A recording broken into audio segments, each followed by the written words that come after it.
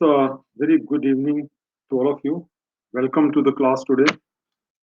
How are you? कैसे हैं आप लोग?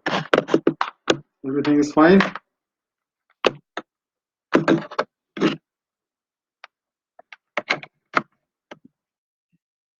Friends, very nice. Nice to hear Neha. So today we are going to discuss about RTI. Have you attended? Any of you have attended my class earlier? This RTI class? I hope that you have not attended. Very fine, Rekibul. Very fine. Thank you. So, any question you want to ask, general, those who have come earlier, we can wait if you have any questions because कई बार क्या होता है लोग बाद में questions करते हैं उसको जवाब देना संभव नहीं होता है।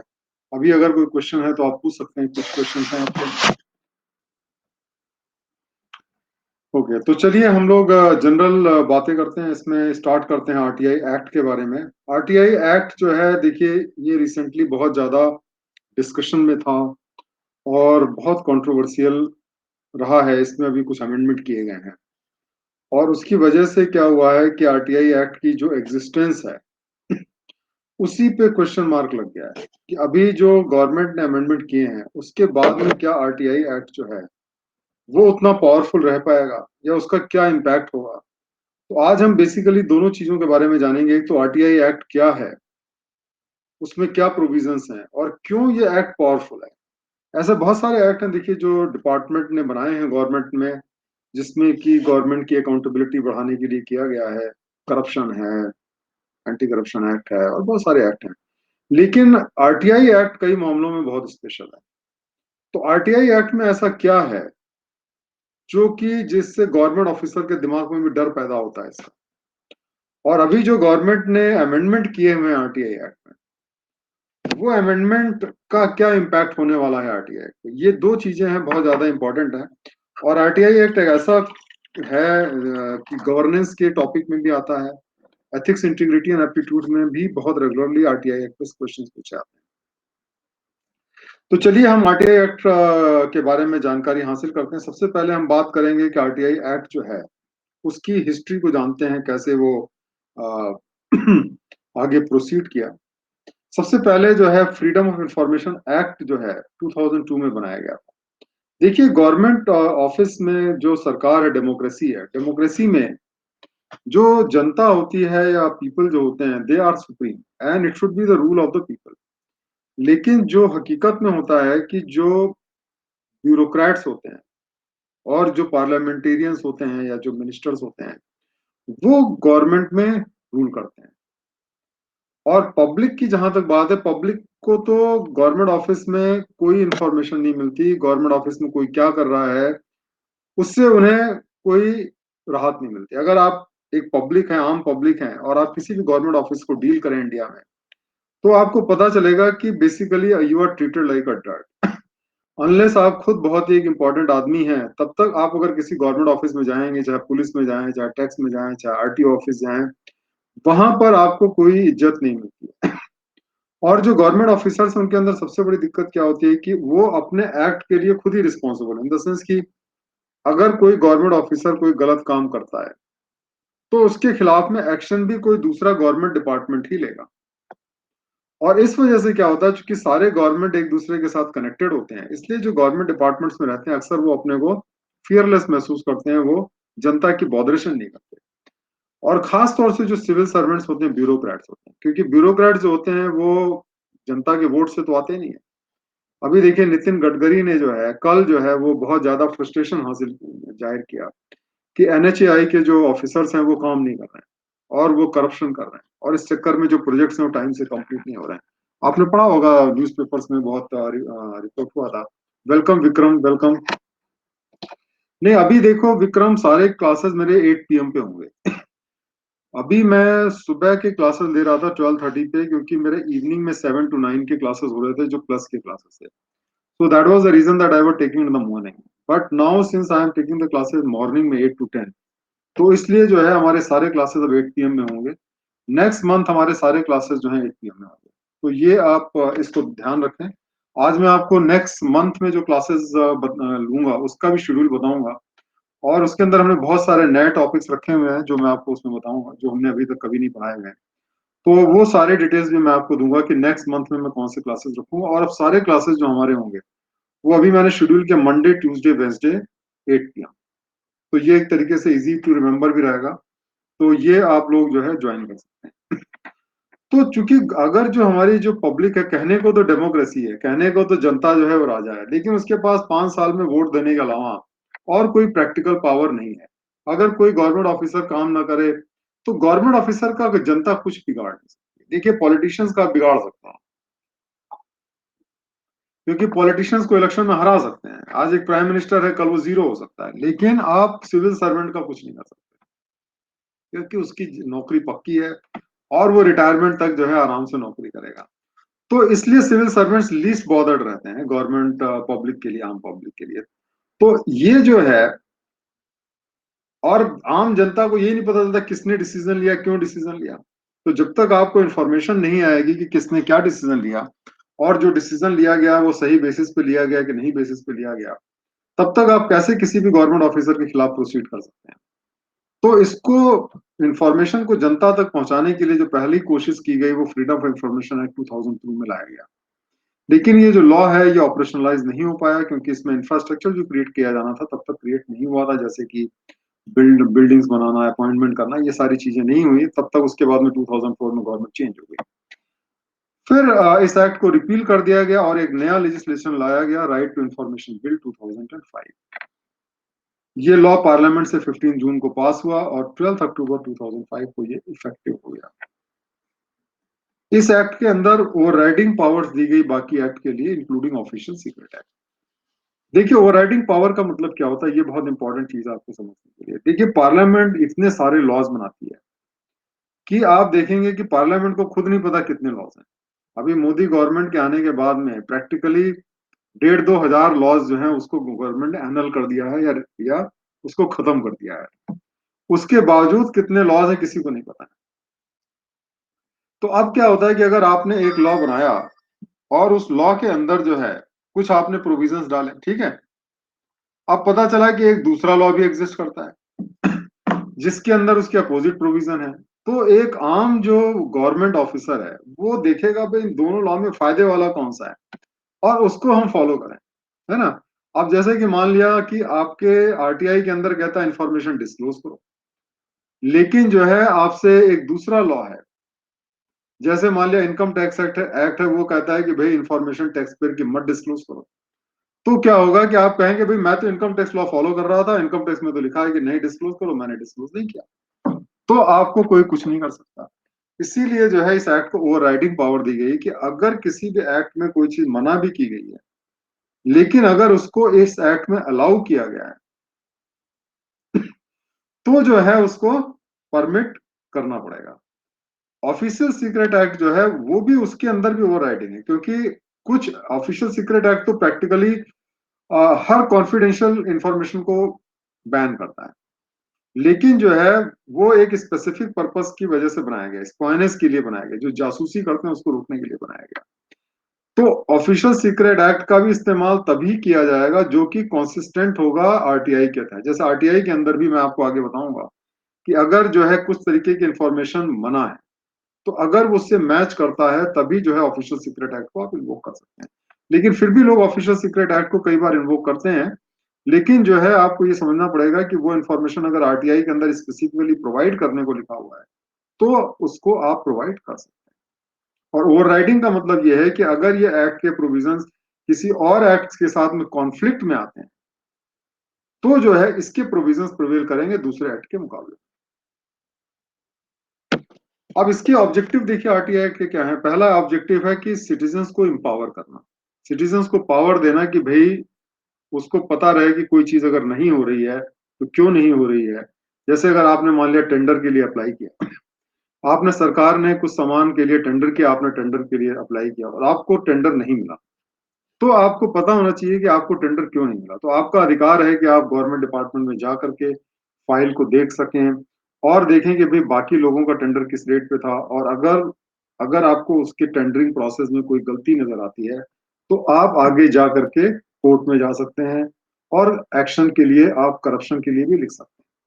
अब जैसे कि मान लिया मैं आपको एक बहुत ही कॉमन सी सिचुएशन बताता हूँ जो कि बहुत पॉपुलर रहती है। पहले क्या होता था कि जैसे मान लिया आपको कोई भी सामान परचेज करना है, 4 टेंडर्स आपको चाहिए, मान लिया 4 टेंडर्स या कोटेशन चाहिए आपको। तो होता क्या था कि कई बार लोग क्या करते थे कि एक ही आदमी जो है वो 4 को जो है वो लेटर हेड बना करके रखता था अलग-अलग कंपनियों के। फर्जी होगा एक, एक जेन्युइन होगा, बाकी फर्जी होगा। और उसके लिए जो है आप वही आदमी 4 बिड दे देगा, लोएस्ट अपनी बिड होगी और उसको मिल जाएगा। लेकिन आज की तारीख में क्या होगा कि अगर आप जाते हैं और ये चारों मान लिया आपने निकाली कॉपी और आपने प्रूफ कर दिया कि ये तीनों कंपनी तो एग्जिस्ट ही नहीं करती, या उस पे जिसके साइन है वो तो फोर्ज है, तो ऐसी सिचुएशन में एक करप्शन का इन्वेस्टिगेशन हो सकता है। तो इस तरीके से ये जो इंफॉर्मेशन है वो आपको इंपावर करती है आरटीआई के माध्यम से।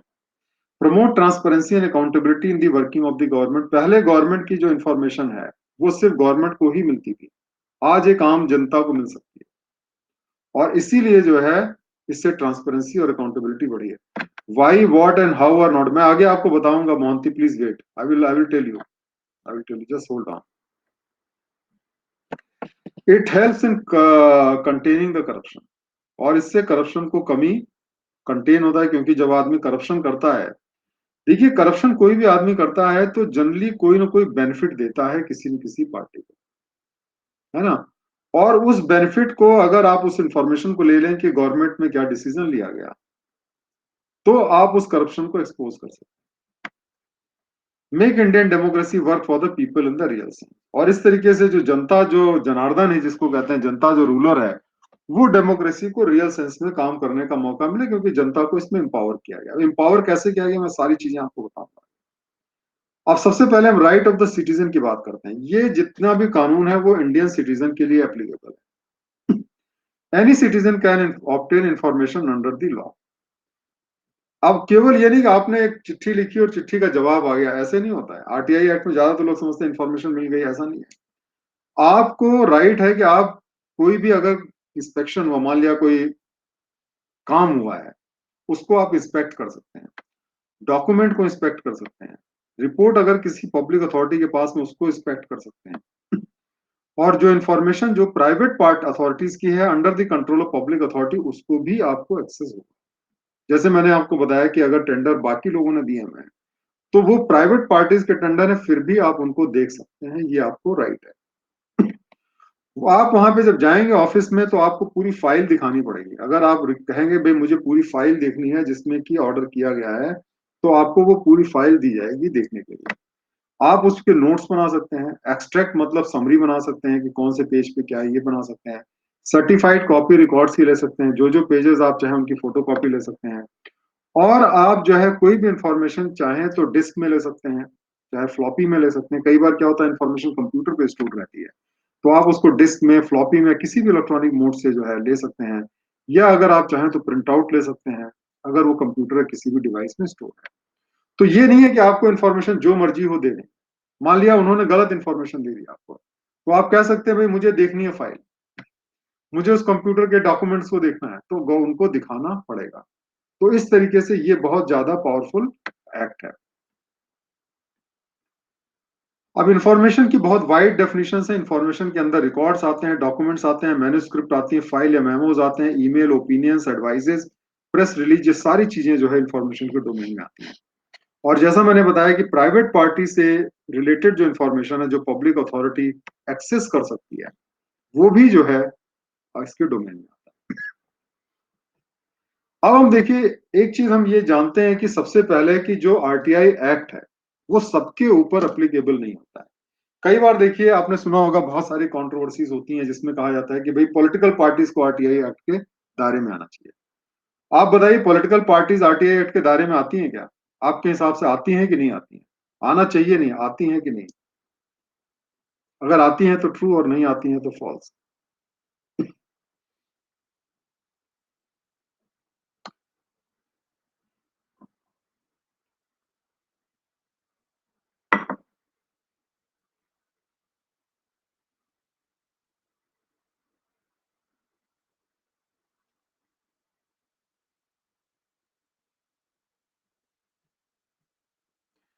56% लोगों का कहना है कि आती हैं, 44% का कहना, 56% लोगों का गलत नॉलेज है, गलत है। ठीक है, चलिए, आपको पता होगा कि अभी रिसेंटली जो है एक जजमेंट सुप्रीम कोर्ट ने किया, जिसमें आपको पता होगा कि जो पीएम ने पीएम केयर फंड बनाया है, उसके बारे में जजमेंट पास किया कि वो आरटीआई के दायरे में आएगा कि नहीं आएगा। क्या आपको मालूम है कि वो आरटीआई दायरे में आता है? अगर आरटीआई के दायरे में आता है तो ट्रू, और नहीं तो फॉल्स। जो पीएम केयर फंड है उसके बारे में सुप्रीम कोर्ट ने क्या कहा कि आरटीआई के दायरे में आना चाहिए कि नहीं आना चाहिए?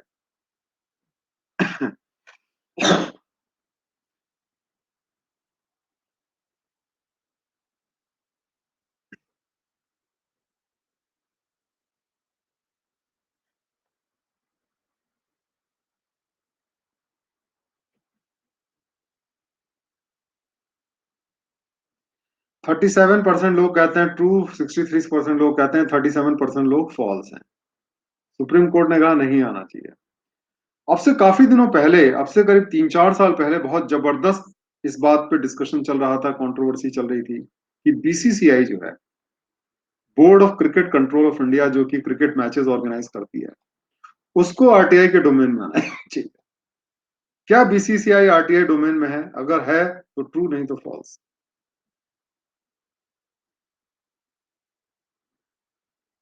बीसीसीआई अगर आरटीआई के अंदर आता है तो ट्रू, और नहीं आता है तो फॉल्स।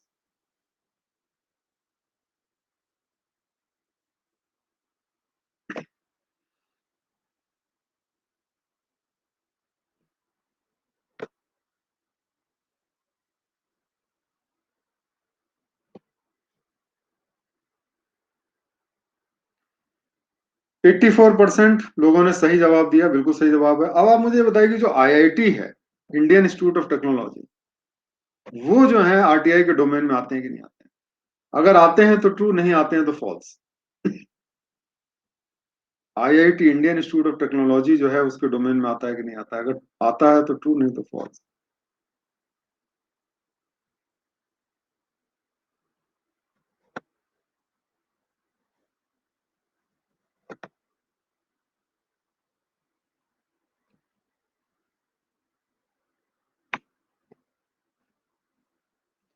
सेवेंटी परसेंट लोगों का कहना है कि ट्रू है, और 30% लोगों का कहना है गलत है, तो 70% लोगों का कहना सही है।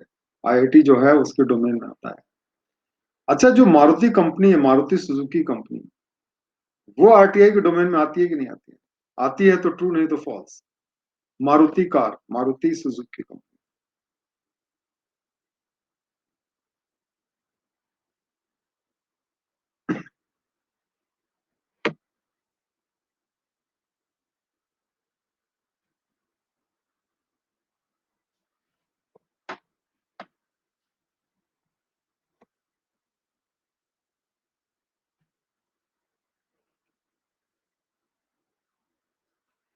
तो आपने देखा कि इसमें 38% लोगों ने गलत आंसर दिया है, क्योंकि मारुति नहीं आती उसके अंदर। तो अब ये हमें जानना चाहिए, देखिए, कि बिना ये जाने वो हजारों कंपनीज हैं, हमें नहीं पता कि कौन आता है कि नहीं आता। तो हमें समझना पड़ेगा कि कौन कौन आता है, कौन कौन नहीं आता है। तो केवल पब्लिक अथॉरिटीज जो होती हैं वो आरटीआई के डोमेन में आती है। ये चीज आप समझिए, प्राइवेट अथॉरिटीज आरटीआई के डोमेन में नहीं आती है। अब पब्लिक अथॉरिटी क्या है? Any institution or authority or body of government established or constituted by under the constitution, or by any law passed by the parliament or state legislature, or by any notification or order issued by the government of India और state government। तो कोई भी body जो है वो सरकार के द्वारा अगर उसमें बनाई जाती है तो वो आरटीआई के डोमेन में आती है। इसके अलावा वो बॉडीज भी आती हैं आरटीआई के डोमेन में, जो कि they are owned, control and substantially finance by the government of India और बाय दिस, जैसे आईआईटीज हैं। आईआईटीज इंडिपेंडेंट बॉडीज है, सोसाइटीज एक्ट में बनी हुई है, लेकिन आईआईटीज भी इसके अंडर में आती हैं क्योंकि वो substantially finance by government of India.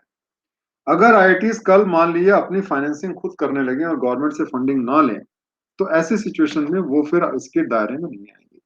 RBI बिल्कुल 100% आती है, आरबीआई आती है। Non government organisation substantially finance by the government of India, और जो एनजीओ होते हैं वो भी जो है अगर गवर्नमेंट ऑफ इंडिया फाइनेंस करती है तो उसके अंडर में आते हैं। अब देखो पीएम केयर फंड में क्या डिस्प्यूट था, मैं आपको बताता हूँ। पीएम केयर फंड एक ट्रस्ट की तरह है। पीएम केयर फंड को एक ट्रस्ट की तरह पे सेटअप किया गया, और ट्रस्ट की तरह सेटअप किया गया तो गवर्नमेंट का ये कहना है कि ये एनजीओ है, नॉन गवर्नमेंट ऑर्गेनाइजेशन है। जैसे बाकी ट्रस्ट होते हैं वैसे ही पीएम केयर ट्रस्ट है, और इसमें गवर्नमेंट की कोई फंडिंग नहीं है।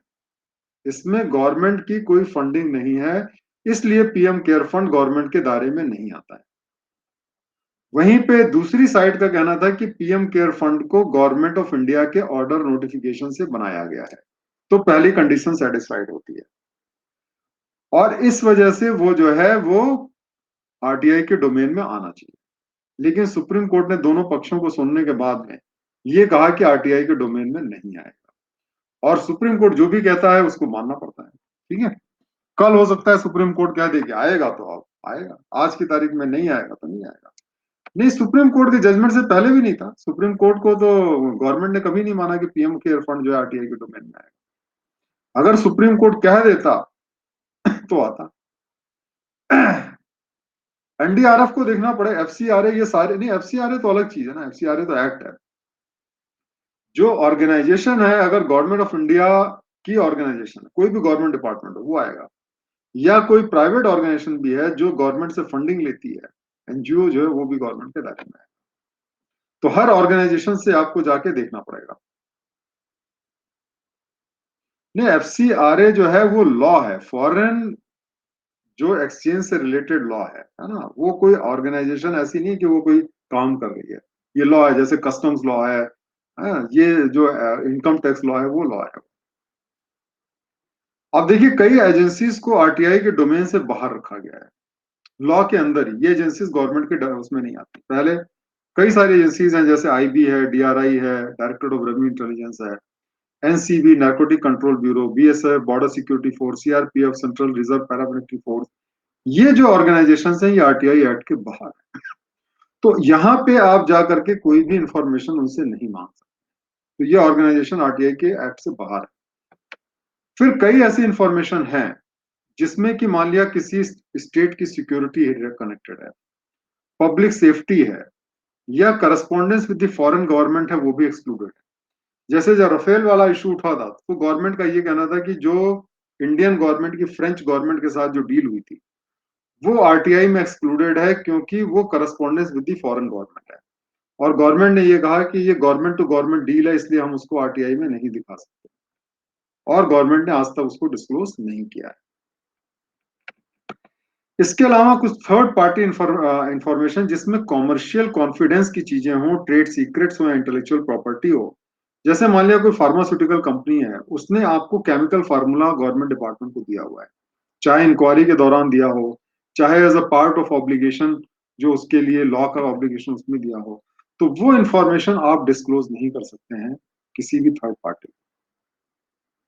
उसी तरीके से आप जो है वो जो किसी के इनकम टैक्स की डिटेल है, अगर मैं मान लिया मुकेश अंबानी के इनकम टैक्स के रिटर्न मंगाना चाहूं, तो वो भी इसके डोमेन में नहीं आएगा।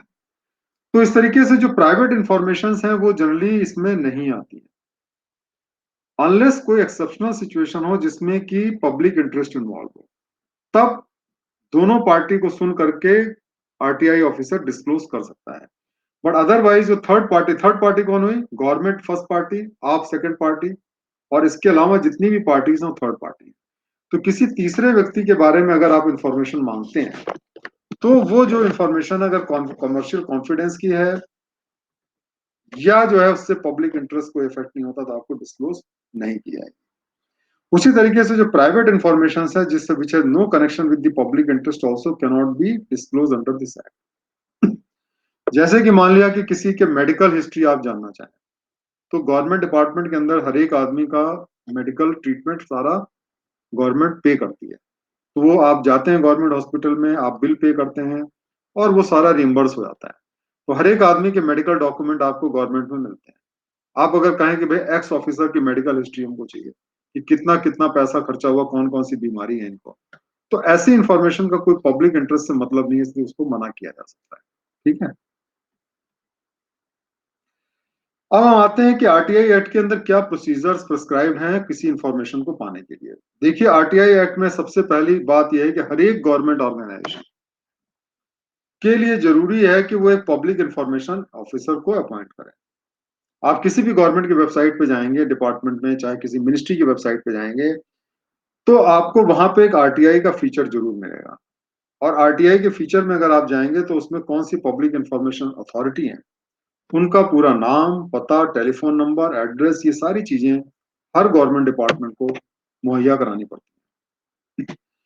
उसके बाद में सिटीजन जो है वो पीआईओ को इंफॉर्मेशन मांग सकता है राइटिंग में, और वो उसको एक एप्लीकेशन फी पे करनी होगी जो बहुत नॉमिनल है, मैं आपको आगे बताऊंगा। उसको पे करना होगा, तभी उसकी एप्लीकेशन को एक्सेप्ट किया जाएगा। और वो इंफॉर्मेशन पोस्ट से भेज सकता है, इलेक्ट्रॉनिक तरीके से भेज सकता है, पर्सनली जाके ऑफिस में दे सकता है, या असिस्टेंट पब्लिक इंफॉर्मेशन ऑफिसर्स अगर होते हैं उनके थ्रू दे सकता है। तो उसका मल्टीपल चैनल्स है। सबसे इंपॉर्टेंट चीज देखिए क्या है कि अगर मान लिया इंफॉर्मेशन किसी और पब्लिक अथॉरिटी द्वारा होल्ड की जा रही है, तो public authority to which such application is made shall transfer the application to such part of the application to such public authority and inform the applicant immediately about such transfer. इसका क्या मतलब है? आपने देखा होगा कि कई बार जब क्राइम होते हैं, तो जो पुलिस ऑफिसर्स होते हैं उसके बीच में डिस्प्यूट होता है, कहता है भाई हमारे एरिया में क्राइम नहीं हुआ, दूसरा कहता है हमारे एरिया में क्राइम नहीं हुआ, और एज अ रिजल्ट एफआईआर ही लॉन्च नहीं होती है, क्योंकि दोनों कहते हैं "साहब, हमारे एरिया में क्राइम नहीं हुआ"। तो यहां पे ये कहा गया कि मान लिया आपने सपोज करिए कि इलाहाबाद में किसी भी ऑफिसर किसी भी आदमी के बारे में इंफॉर्मेशन मंगाया इनकम टैक्स डिपार्टमेंट। अब वो इंफॉर्मेशन एक्चुअली वो आदमी बंबई में रजिस्टर्ड है, तो जो है वहां का जो आरटीआई ऑफिसर है, पीआईओ है, वो ये नहीं कह सकता साहब ये इंफॉर्मेशन हमारे पास नहीं है। ये उसकी जिम्मेदारी है कि अगर वहां पे वो बंबई में इंफॉर्मेशन अवेलेबल है, तो वो उस एप्लीकेशन को बंबई फॉरवर्ड कर दे, और बंबई जो है उसको इंफॉर्मेशन प्रोवाइड करेगा, मुंबई उसको इंफॉर्मेशन प्रोवाइड करेगा। तो इस तरीके से अगर आपने उस डिपार्टमेंट के किसी भी ऑफिस में एप्लीकेशन डाल दिया है, तो अगर वो किसी और पब्लिक अथॉरिटी के पास भी एप्लीकेशन अवेलेबल है, इंफॉर्मेशन, तो उसको प्रोवाइड करनी पड़ेगी। ये एक्सक्यूज नहीं दिया जा सकता कि मेरे पास तो है नहीं इंफॉर्मेशन। एक और इंपॉर्टेंट चीज है कि कोई भी पर्सनल डिटेल आपको देना जरूरी नहीं है। जैसे नाम है, टेलीफोन नंबर है, आप अपना नाम ना लिखना चाहें तो मत लिखिए। आप पोस्ट बॉक्स का एड्रेस दे सकते हैं, कोई टेलीफोन नंबर लिखने की जरूरत नहीं है, फिर भी आपको इंफॉर्मेशन वहां पहुंच जाएगी। तो आपको अपने बारे में कुछ बताने की जरूरत नहीं है कि आप कौन हैं, क्यों चाहते हैं, और कोई कारण बताने की जरूरत नहीं है कि हम क्यों चाहते हैं। आप सिंपली दीजिए कि मुझे ये इंफॉर्मेशन चाहिए, बस। अब जब आपने एक बार एप्लीकेशन वहां कर दी, तो पीआईओ को 30 दिन के अंदर जो है या तो इंफॉर्मेशन को प्रोवाइड करना है या उसको रिजेक्ट कर देना है, जो भी रीजंस इसमें बताए गए जो मैंने आपको डिस्कस किया। अगर वो इंफॉर्मेशन किसी की लाइफ एंड लिबर्टी से रिलेटेड है, किसी को मान लिया किसी ने अरेस्ट करके रखा हुआ है, तो ऐसी सिचुएशन में 48 आवर में इंफॉर्मेशन को प्रोवाइड करना है। बाकी केसेस में 30 डेज। और अगर पीआईओ उस 30 दिन में इंफॉर्मेशन नहीं प्रोवाइड करता है, तो ये मान लिया जाएगा कि उसने इंफॉर्मेशन देने से मना कर दिया, और फिर वही एक्शन उसके खिलाफ होगा जो कि होता है अगर वो इंफॉर्मेशन देने से मना कर। तो उसको 30 दिन के अंदर इंफॉर्मेशन देनी ही देनी है। नहीं देगा तो ये मान लिया जाएगा इंफॉर्मेशन देने से मना कर दिया, और उसके खिलाफ में एक्शन होगा जो मैं आपको आगे बताऊंगा। अब मान लिया कि जो पीआईओ है उसने इंफॉर्मेशन देने से मना कर दिया, या उसने जो इंफॉर्मेशन दी वो आपके हिसाब से पूरी नहीं है, तो आपके पास में अपील करने का प्रोविजन होता है। तो हर एक डिपार्टमेंट में अपीलेट अथॉरिटी का गठन किया गया है। If an application does not get any information from PIO, he is not satisfied with the information, he can file appeal in the first appellate authority within the prescribed period of 30 days. तो जैसे अगर हम tax department की बात करें, तो यहाँ पे जो होते हैं असिस्टेंट कमिश्नर जो होते हैं, या डिप्टी कमिश्नर जो होते हैं, वो जो होते हैं पीआईओ होते हैं, पब्लिक इंफॉर्मेशन ऑफिसर होते हैं। और उसके बाद में जो ज्वाइंट कमिश्नर रैंक के ऑफिसर होते हैं, वो नॉर्मली जो है आपके अपीलेट अथॉरिटी होते हैं। ठीक है। अपीलेट अथॉरिटी को भी इंफॉर्मेशन को 30 दिन के अंदर प्रोवाइड करना है, और अगर बहुत ज्यादा एक्सेप्शनल सिचुएशन है तो 45 दिन तक मैक्सिमम वो ले सकते हैं। लेकिन उनको कारण बताना पड़ेगा कि क्यों 45 दिन लिया, उसके बाद 45 डेज तक दे सकते हैं। अब मान लिया आप अपीलेट अथॉरिटी के इंफॉर्मेशन से भी सेटिस्फाइड नहीं है, तब आप जो है फाइनली इंफॉर्मेशन कमिश्नर के पास में अपील कर सकते हैं, जो कि स्टेट के हेडक्वार्टर में रहता है। जैसे जो सेंट्रल गवर्नमेंट का इंफॉर्मेशन कमिश्नर है वो आपका दिल्ली में बैठते हैं, वैसे हर एक स्टेट के इंफॉर्मेशन कमिश्नर स्टेट के हेडक्वार्टर में बैठते हैं, और वो आपको 90 दिन के अंदर अपील करनी है, और वो फाइनल अथॉरिटी है। अगर इंफॉर्मेशन कमिश्नर ने अलाउ कर दिया तो मिलेगा, नहीं अलाउ किया तो नहीं मिलेगा। और उसके आगे कोई भी अपीलेट प्रोविजन नहीं है, उसके आगे केवल आप रिट फाइल कर सकते हैं हाई कोर्ट, सुप्रीम कोर्ट में। बाकी आरटीआई एक्ट के अंदर कोई प्रोविजन नहीं दिया है कि अगर आप इंफॉर्मेशन कमिश्नर की इंफॉर्मेशन से भी सेटिस्फाइड नहीं है या उसके एक्शन से सेटिस्फाइड नहीं है, तो फिर आप कुछ आगे नहीं कर सकते, उसका डिसीजन फाइनल होगा इस एक्ट के तहत। अब देखिए इसके अंदर जो फीस प्रिस्क्राइब की गई बहुत ही नॉमिनल फीस है, जैसे कि 10 रुपए एप्लीकेशन फीस है। अगर आप फोटो कॉपी कराते हैं तो 2 रुपए पर पेज पे करना है। अगर कोई सैंपल या मॉडल चाहते हैं तो आपको एक्चुअल कॉस्ट उसकी पे करनी होगी। और अगर आप कोई फ्लॉपी या डिस्क पे इंफॉर्मेशन लेते हैं, 50 रुपीज पर पेज फ्लॉपी देनी पड़ेगी। अगर आपको प्रिंटेड फॉर्म में इंफॉर्मेशन प्रोवाइड की आती है, 2 रुपीज पर पेज है। और अगर कोई इंस्पेक्शन आप करना चाहते हैं तो आपको 5 रुपए पर आवर के हिसाब से इंस्पेक्शन करना होगा। तो आप 50 रुपए पे करेंगे तो पूरे दिन 10 घंटे आपको फाइल अवेलेबल कराई जाएगी, आप इंस्पेक्शन कर सकते हैं। पहले घंटे के लिए कोई फी नहीं है, और अगर कोई बीपीएल कार्ड है, गरीब आदमी है, तो उसके लिए भी कोई फी नहीं है। अब देखिए सवाल ये उठता है कि अगर आरटीआई एक्ट में किसी ने इंफॉर्मेशन देने से मना कर दिया, और ये सबसे बड़ा इसका प्रोविजन है जिस वजह से आरटीआई एक्ट में ऑफिसर्स बहुत डरते हैं। पहली बात तो यह है कि अगर आपने इंफॉर्मेशन देने से मना कर दिया तो सेंट्रल इंफॉर्मेशन कमिश्नर या स्टेट इंफॉर्मेशन कमिश्नर के पास पावर है कि वो पब्लिक इंफॉर्मेशन ऑफिसर के ऊपर पेनाल्टी लगा सके जब वो अपील को डिसाइड करते हैं। ये पेनाल्टी कौन कौन सी कंडीशन पे लगेगी? अगर पीआईओ ने एप्लीकेशन को रिफ्यूज कर दिया लेने के लिए,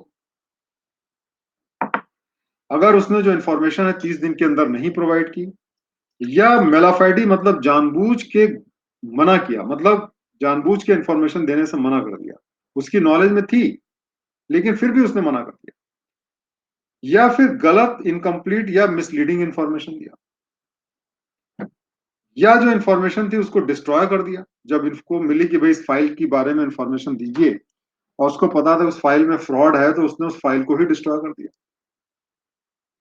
या किसी भी तरीके से इंफॉर्मेशन जो मांगने जा रहा है उसके रास्ते को ऑब्स्ट्रक्ट किया, डराया, धमकाया। इन सारी सिचुएशन में पीआईओ के ऊपर पेनाल्टी लगाई जा सकती है।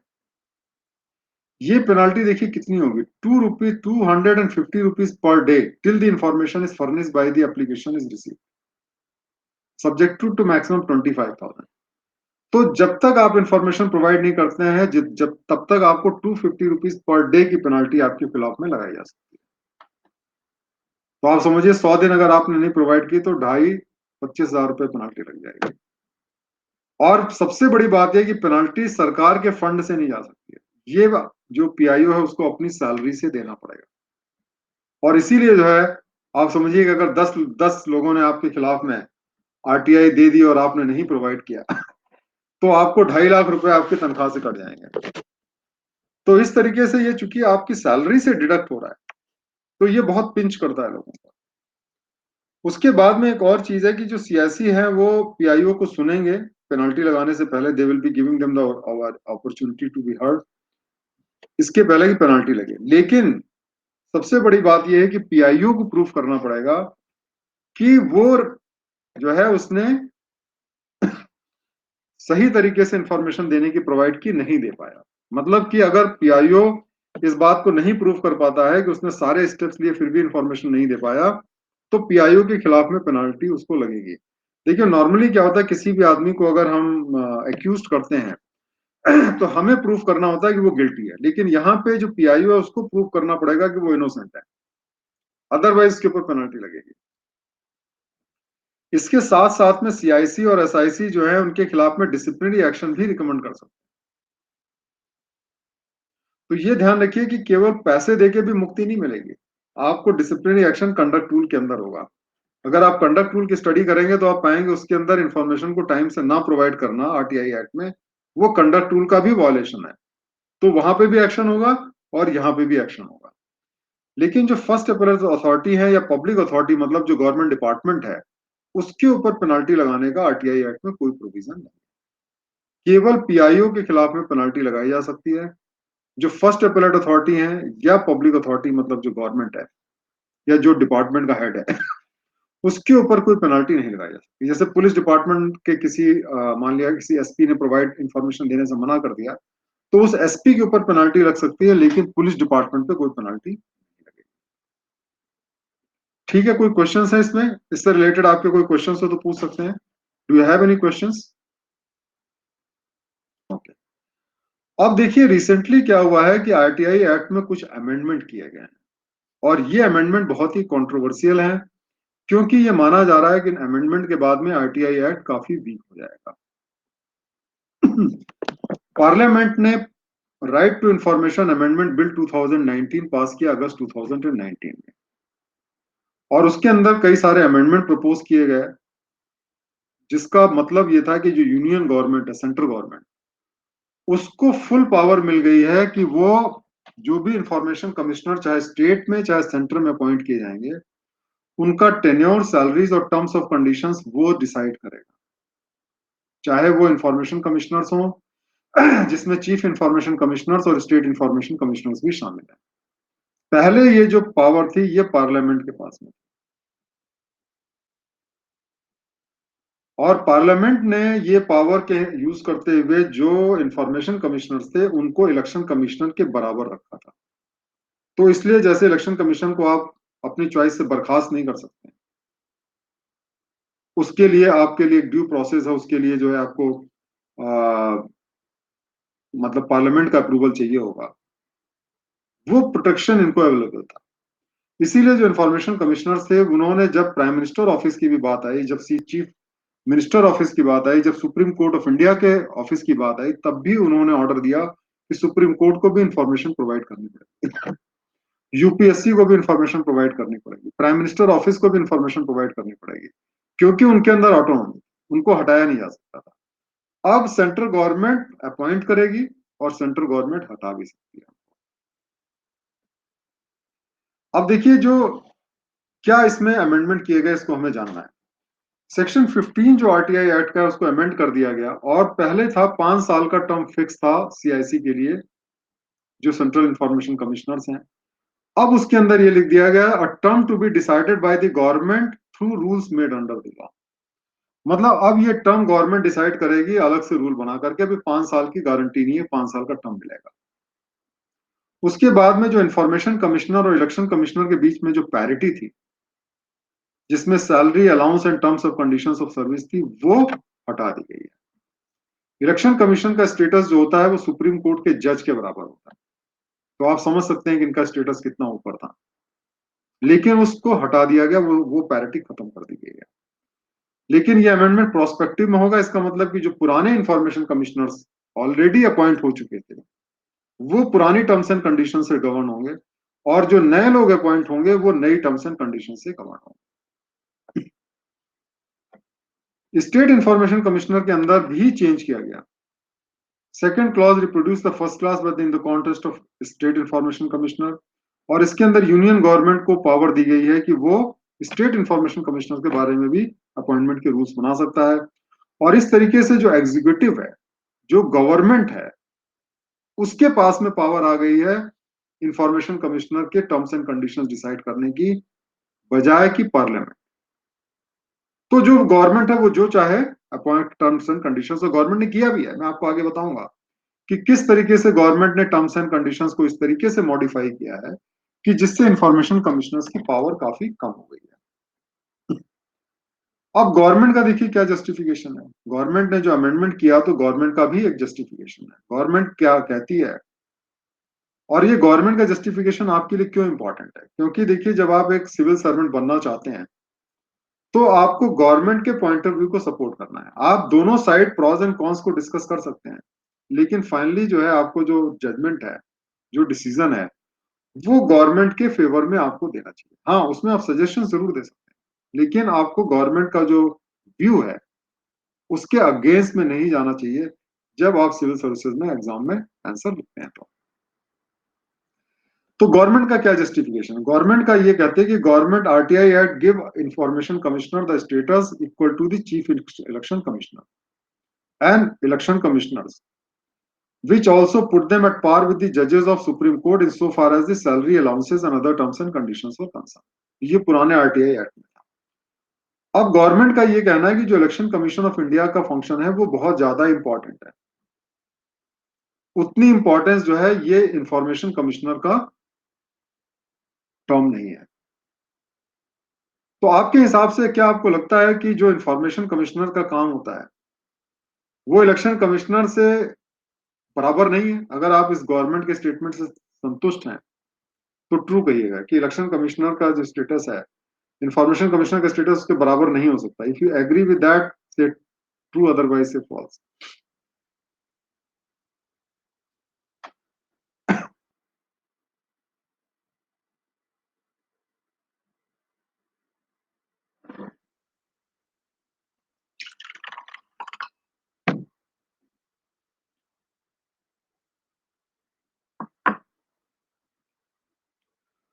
तो देखिए कि 56% लोग इस बात से डिसएग्री करते हैं।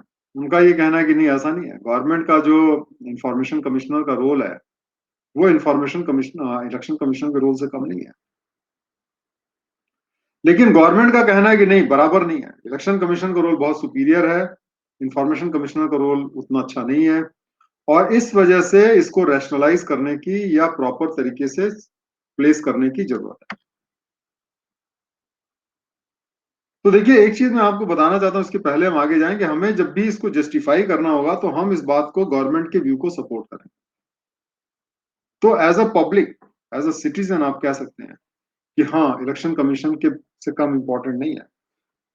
लेकिन जो है as a aspiring civil servants, आपको इस बात को अगर जस्टिफाई करना है, आपको कहना है कि गवर्नमेंट का ये व्यू है, जो कि सही लगता है, क्योंकि इलेक्शन कमीशन का रोल जो है वो ज्यादा इंपॉर्टेंट होता है। वो पूरे स्टेट में इलेक्शन कराते हैं, कंट्री में इलेक्शन कराते हैं, और इंफॉर्मेशन कमिश्नर का रोल उसके मुकाबले में काफी कम होता है। ठीक है, लेकिन ये बात जो सिविल राइट एक्टिविस्ट है या जो अपोजिशन लीडर्स हैं, वो काफी लोग इस बात से एग्री नहीं करते हैं।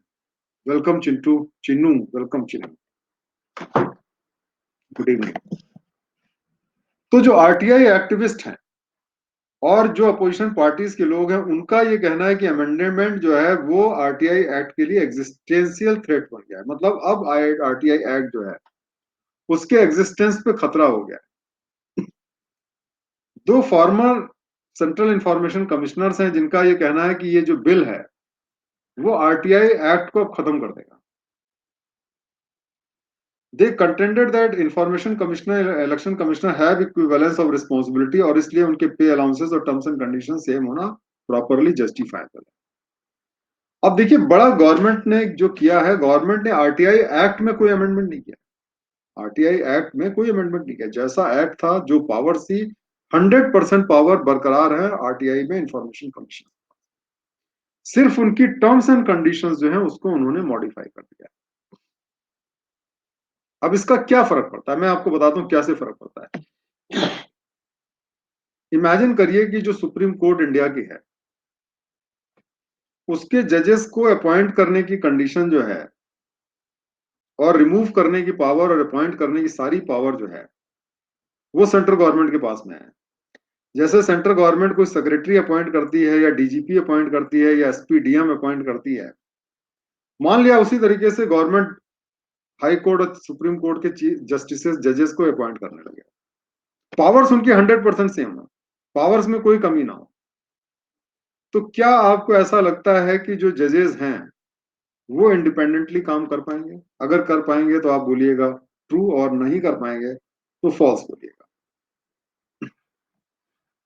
अगर आपको ऐसा लगता है कि जजेस उतने ही इफिशिएंटली काम कर पाएंगे इंडिपेंडेंटली तो ट्रू, नहीं तो फॉल्स।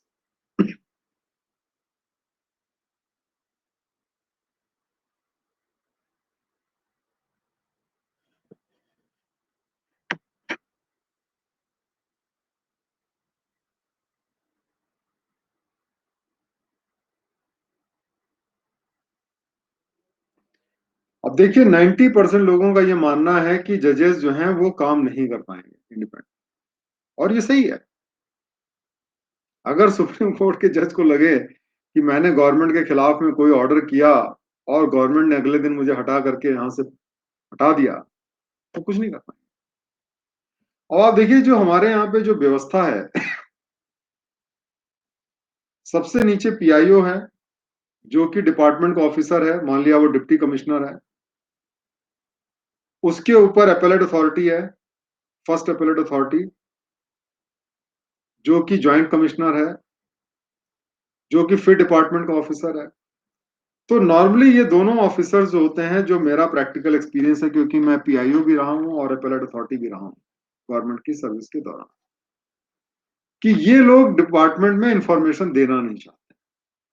क्योंकि जो इंफॉर्मेशन है, जैसा कि आप जानते हैं, पावर, अगर खास तौर से अगर कोई गड़बड़ रहा हो तो आप समझ सकते हैं कि वो उस फाइल को नहीं देना चाहेंगे।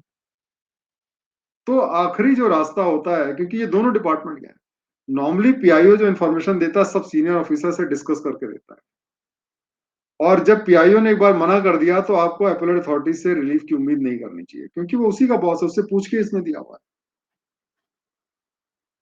एक ही ऑफिस में बैठते हैं वो दोनों। तो आदमी की जो असली उम्मीद है वो आती है इंफॉर्मेशन कमिश्नर के ऑफिस से। अब अगर इंफॉर्मेशन कमिश्नर के पास में अपनी ही कुर्सी बचाने की चिंता हो उसको, तो वो गवर्नमेंट के जो जो नीचे से जो स्ट्रॉन्ग डिसीजन लेने की बात आएगी, तो वो कैसे ले सकता है? वो नहीं ले सकता। तो इस वजह से भले ही लॉ सेम है, लॉ में कोई चेंज नहीं किया गया, लेकिन चूंकि इंफॉर्मेशन कमिश्नर की जो टर्म्स एंड कंडीशंस है उसको चेंज कर दिया गया है, इस वजह से क्या हुआ है कि उनकी पोजीशन बहुत वीक हो गई है।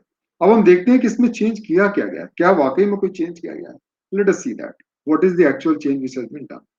क्योंकि जब वो रूल में एक्ट में चेंज किया गया तो उसमें ये कहा गया कि terms and conditions will be decided by the rules. अब वो रूल्स जो हैं वो अक्टूबर 24 2019 को नोटिफाई किए गए।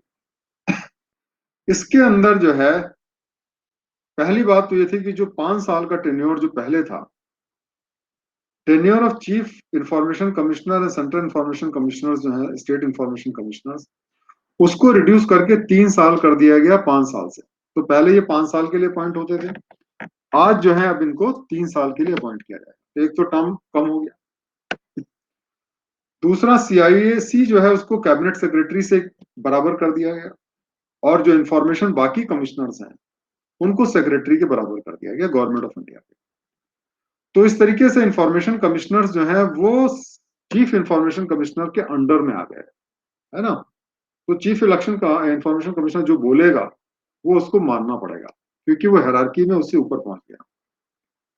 इस तरीके से information commissioner are subordinate to CIC who is made a subordinate to the government, और सीआईसी चूंकि कैबिनेट सेक्रेटरी रैंक का है तो वो एक तरीके से गवर्नमेंट के सबऑर्डिनेट।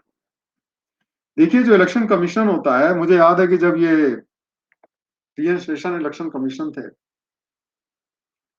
तो एक बार उन्होंने बहुत ही फेमस स्टेटमेंट दिया था। उन्होंने कहा, I am the election commission of India, I am not election commission of government of India. उन्होंने कहा, I am the election commissioner of India and I am not the election commissioner of government of India. तो वो government of India के under में नहीं आते थे। इसी तरीके से जो इंफॉर्मेशन कमिश्नर्स हैं, अब वो चूंकि गवर्नमेंट के अंडर में आ गए तो गवर्नमेंट की बात सुननी पड़ेगी, और उनका टेन्योर कम कर दिया गया। दूसरी बात यह है कि सेंट्रल गवर्नमेंट ने रूल 22 है उसके अंदर जो चेंज किया, उसके अंदर यह भी प्रोविजन कर दिया कि government has the power to relax the provision of any of the rules in respect of any class or category of person. Hence, government may invoke these powers to determine different tenure for different commissioners at the point of appointment. अब government ने ये कि ये 3 साल भी fix नहीं है, अगर गवर्नमेंट चाहे तो किसी को अभी भी 5 साल के लिए अपॉइंट कर सकती है, और किसी को 3 साल के लिए अपॉइंट कर सकती है, किसी को 2 साल के लिए अपॉइंट कर सकती है। तो इस तरीके से गवर्नमेंट ने इवन जो 3 साल का टेन्योर है वो भी सैक्रोसेंट नहीं है, वो भी जो है गवर्नमेंट उसको कम कर सकती है, ज्यादा कर सकती है। तो ये पावर भी गवर्नमेंट के अंदर आ गया। तो इस तरीके से आपने देखा कि जैसे जो स्टेट गवर्नमेंट में आपने देखा होगा, जो डीजीपीज होते हैं, जो एसपीज होते हैं, जो डीएम्स होते हैं, या गवर्नमेंट ऑफ इंडिया में सेक्रेटरीज होते हैं, वो सब जो है गवर्नमेंट की बात मानते हैं। उनको गवर्नमेंट की बात माननी है, क्योंकि जिस दिन आपने उनकी बात नहीं मानी, उस दिन आपको वो ट्रांसफर कर देंगे और आपको सस्पेंड भी कर सकते हैं। आपने अभी देखा कि दिल्ली यूनिवर्सिटी के जो वाइस चांसलर हैं, आज के पेपर में आपने पढ़ा होगा कि 100 साल की हिस्ट्री में पहली बार दिल्ली यूनिवर्सिटी के वाइस चांसलर को सस्पेंड किया गया है। तो उसी तरीके से गवर्नमेंट ऑफ इंडिया को 1 घंटा नहीं लगेगा किसी भी सेक्रेटरी को या डीजीपी को सस्पेंड करने में। अगर गवर्नमेंट ऑफ इंडिया चाहेगी किसी को सस्पेंड कर सकती है। तो अब जो है किसी भी आदमी की हिम्मत नहीं होगी कि वो जाकर के गवर्नमेंट की बात को ना करेगा। हाँ, लिपि सिंह को हटा दिया गया ना, मुंगेर में एसपी और डीएम दोनों को हटा दिया गया, आपको मालूम होगा, डीएम और एसपी दोनों को हटा दिया गया है रिसेंटली जो भी इंसिडेंट हुआ है। तो इस तरीके से जो इंफॉर्मेशन कमिश्नर है उसकी पावर को वीकेन कर दिया गया। अब चूंकि उसको ये डर रहेगा कि अगर मैंने सरकार के मन से काम नहीं किया तो सरकार के लिए अनकंफर्टेबल जो भी डिसीजंस होंगे। अब अगर मान लिया पीएम ऑफिस के बारे में कोई इंफॉर्मेशन मांगता है या सुप्रीम कोर्ट के जस्टिस के बारे में कोई इंफॉर्मेशन मांगता है, तो आपको क्या लगता है कि इंफॉर्मेशन कमिश्नर उसको प्रोवाइड करेगा? बताइए, आपको ऐसा लगता है प्रोवाइड करेगा? अगर आपको लगता है प्रोवाइड करेगा तो ट्रू, नहीं तो फॉल्स। जो ऑफिस उसको अपॉइंट कर रहा है या जहां पे उसको जाना है वो क्या उसके खिलाफ में इंफॉर्मेशन देगा? नहीं देगा।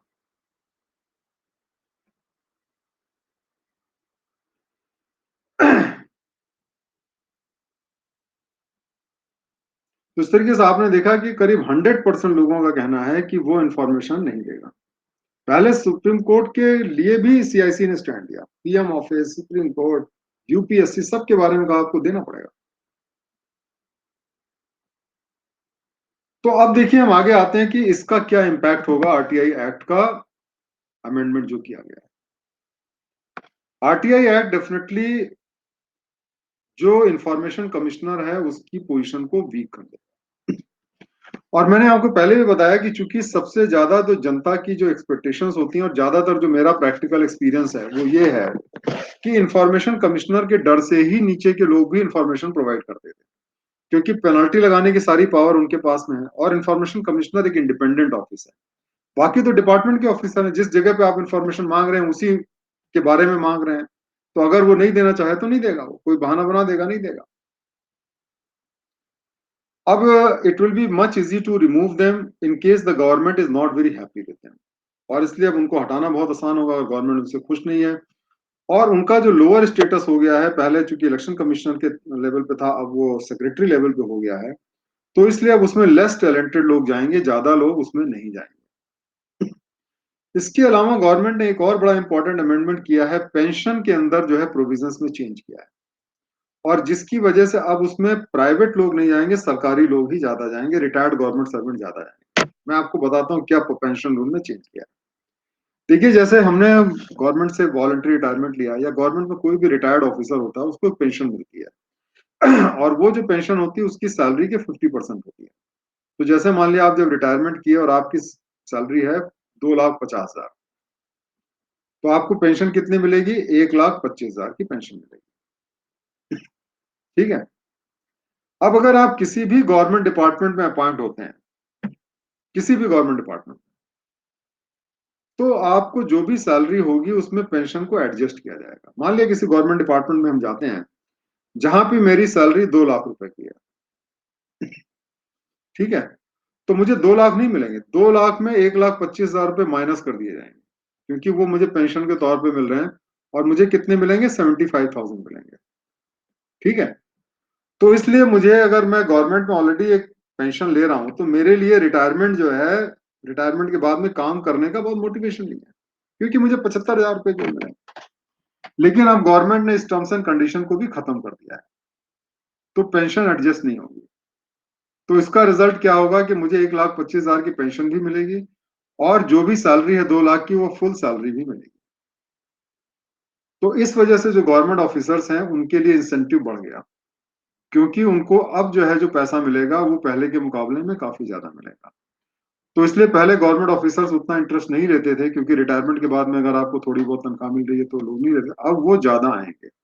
और जो गवर्नमेंट ऑफिसर्स हैं, जैसा कि आप जानते हैं, अगर सिस्टम में इतने सालों तक रहे हुए हैं तो फिर दे आर नॉट वेरी वो फिर सरकारी दिमाग हो जाता है, फिर वो इंफॉर्मेशन को उतने आसानी से डिस्क्लोज नहीं करते हैं। प्लस गवर्नमेंट ऑफिसर्स में जो अपॉइंट किए जाते हैं उनका आपको करेक्टरिस्टिक्स पता रहता है, और आप उनको 35 साल 40 साल से जानते हैं, और फिर आप ऐसे लोगों को ला सकते हैं जो कि गवर्नमेंट को सपोर्ट करे बजाय इसके कि गवर्नमेंट के अगेंस्ट में जाए। तो ये जो है इस तरीके से इसमें चेंज हुआ है।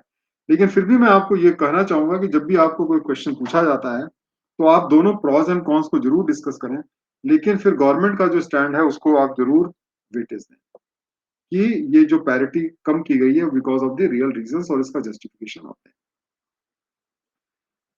अब जैसा कि आपको मालूम है, ये मेरी बुक्स हैं, एथिक्स इंटीग्रिटी एंड एप्टीट्यूड। मैंने 7 बुक्स लिखी हैं। I am basically publish writer, और जिसमें मेरी बुक्स में एथिक्स इंटीग्रिटी एंड एप्टीट्यूड और एसे एंड आंसर राइटिंग की बुक भी शामिल है, जो सिविल सर्विसेज के लिए लिखी गई है। और ये इनके बारे में आप जाके अमेजन फ्लिपकार्ट पे देख सकते हैं, लोगों के रिव्यूज देख सकते हैं।